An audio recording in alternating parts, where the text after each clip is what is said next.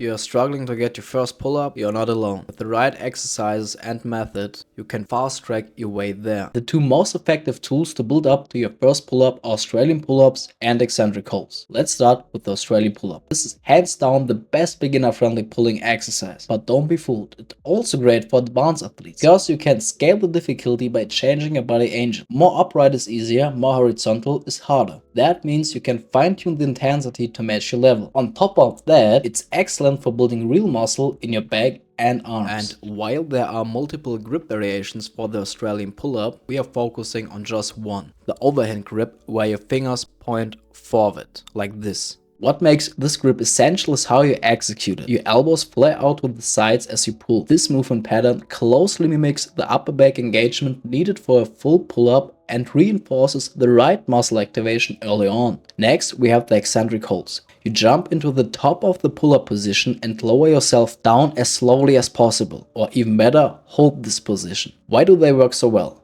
So first, they help your brain learn the exact pull movement on a neutral level.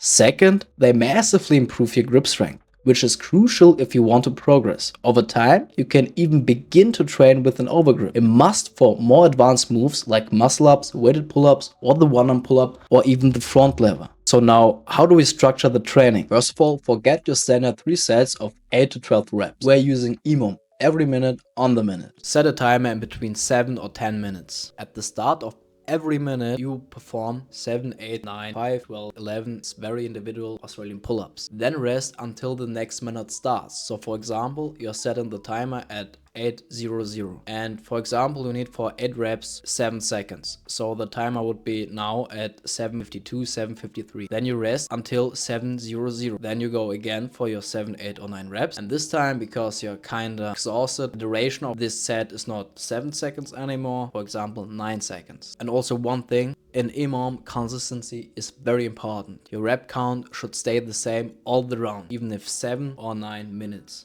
So for example, it would be wrong if you do 9 reps in the first minute or set, 8 in the second and 7 in the third, and so on. It would be correct if you do 7 to 8 reps in the first minute, 7 to 8 reps in the second minute, 7 to 8 reps in the third minute, and so on. After the EMOM, finish with 2 to 4 sets of eccentric holds. Jump into the top position as I said before and hold it as long as you can. Even if that's just 2 seconds, that's enough. Here we are. The whole workout just takes 10 to 15 minutes, but it gets you dramatically closer to your first pull-up, and also your back will feel it. So get to work and see you next time.